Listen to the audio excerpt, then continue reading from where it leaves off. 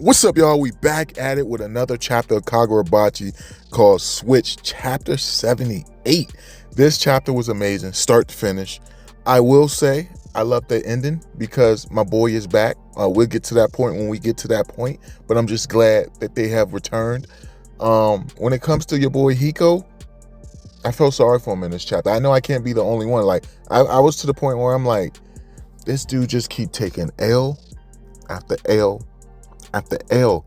I just want to see him get a dub, man. It ain't even got to be against Chihiro. It could be against some random person. Like, let my man get a dub. And I know some people might say, well, he got a dub against a hotel owner.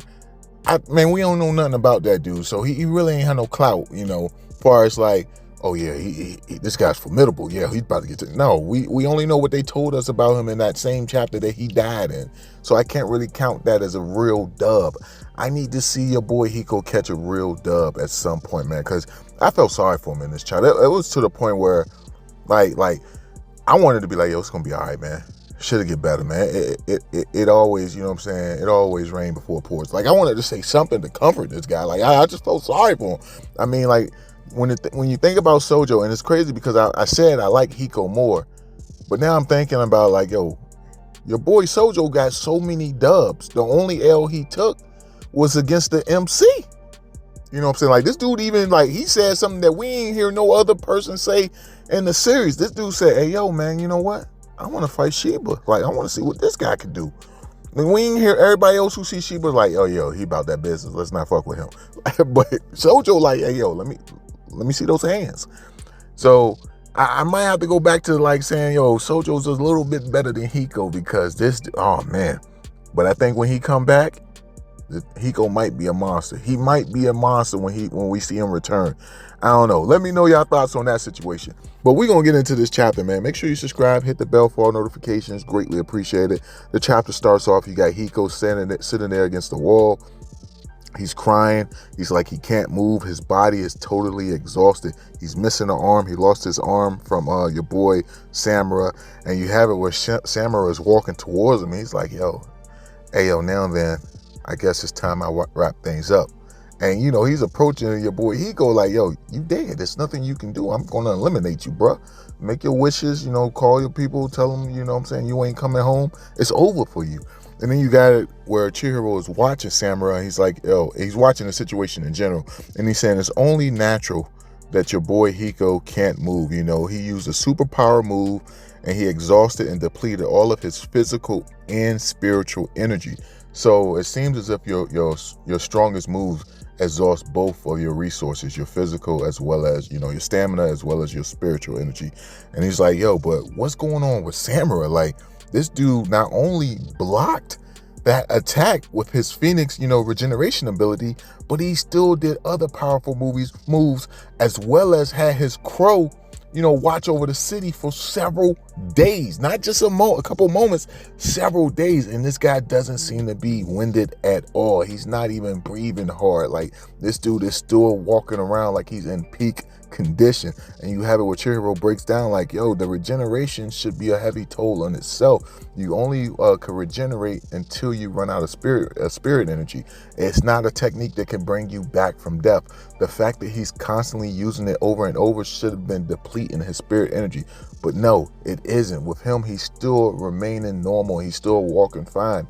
And you have it where Chihiro says like, yo, this man evolved even further than what he was 18 years ago. Now, this is my point this is my question when it comes to this situation right here.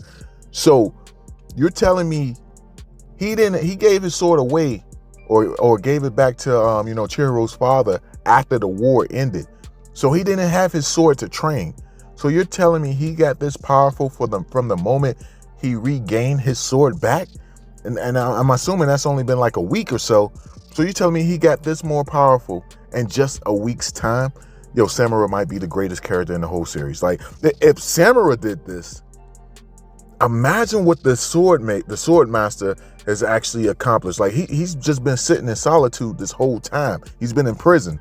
So that means when he get his sword, the stuff we seen it do would probably just be a fraction, a tip of the iceberg of what he's truly capable of.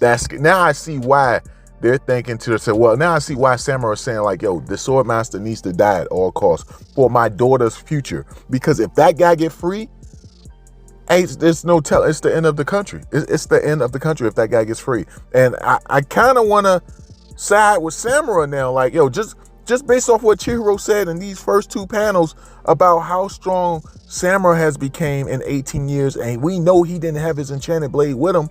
You can only imagine how strong the sword master has become. The dude names right now is Sword Master. That's the only way we know how to identify this guy. Nah, man, they in trouble. They in trouble as hell. But you got it where it jumps to Samura actually walking in front of Hiko, about to finish him off. And as he's approaching Hiko, you see a peek hole from one of the rooms, and that's when you got Kaguri. He goes in to attack Samura. Samura instantly blocks his sword, breaks the sword in half. But that's when we also find out, the sorcery ability of Kaguri. Now, when it comes to his sorcery ability, that shit's amazing as hell. And to be honest with y'all, I don't know if I would give that up for Enchanted Blade. Like, if I gave that up for Enchanted Blade, that shit better do something way better. But then again, these Enchanted Blades do seem to be crazy powerful, so it probably will do something even more powerful than what his sorcery is. But it seems as if when it comes to his sorcery ability, he can store up heat in his body and release it at will. The longer he stores it up, of course, the more powerful the blast is. And it seems as if for the past 7 months, he's been fighting with only a sword so that he can store up his heat. So this is 7 months of buildup right here, 7 months. And so he uses his attack, his sorcery ability, and you see he blasts a giant hole in the side of the building. Like, man, imagine if he would store up for years before he unleashed his power, because he's pretty deadly with a sword. So imagine if he stored up even longer than 7 months, because this blast was devastating. But of course, your boy, Samura was able to avoid that attack. And when this happened, when that blast happened, you had it where Toto used the distraction in order to grab your boy Hiko and teleport him to another location. Then you have it where, Kaguri shortly arrives and says like, yo, we were lucky that this ability was able to buy us some time. But I wasn't able to get his Hiko's enchanted blade back.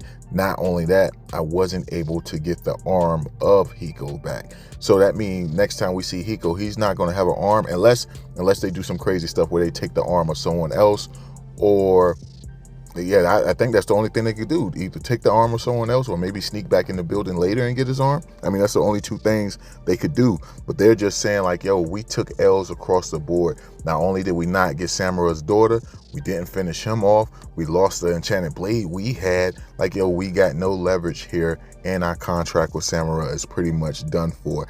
And I like when they actually showed the panel of Samura, when your boy Kaguri went to do that blast, you see Samura kept his foot on the enchanted blade, so if they tried to grab it, he could cut them down. So they were forced to leave it there. That was crazy. But then you have this very sad moment. This is the moment I'm talking about that made me feel very sorry for Hiko. You have it where Hiko is just saying like, yo, man, kill me. Just kill me. Like, those eyes were crazy. And he's referring to Chihiro eyes. He says like, those eyes, he didn't feel anything for me, not even hatred. Chihiro didn't even have hatred towards him. And you know what that really made me think about? I don't know if y'all remember 7 Deadly Sins, when Escanor was fighting.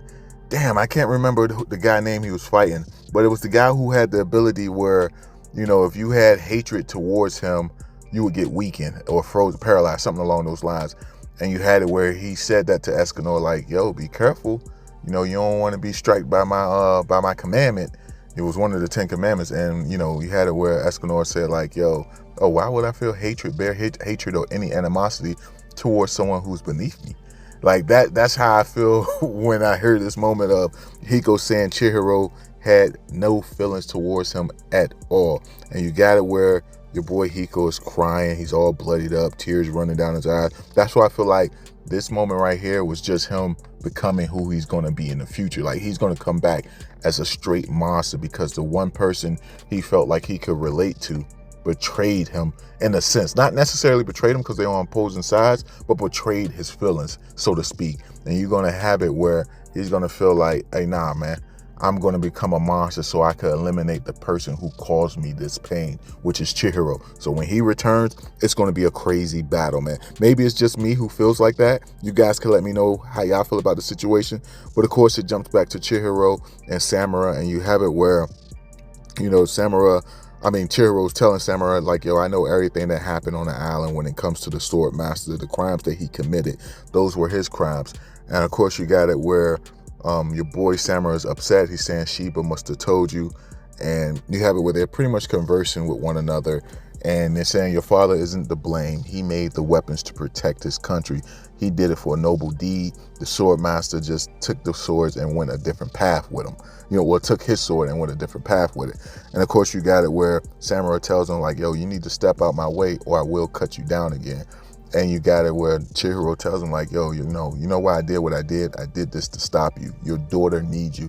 So it seems as if Chihiro plans on taking Samura down without killing him. That's just the thought, the vibe I'm getting from it, but I could be wrong.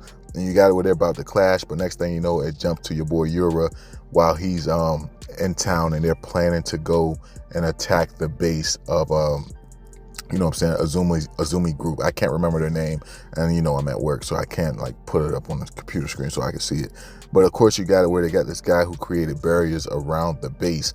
I believe they said it was 7 layers to the base.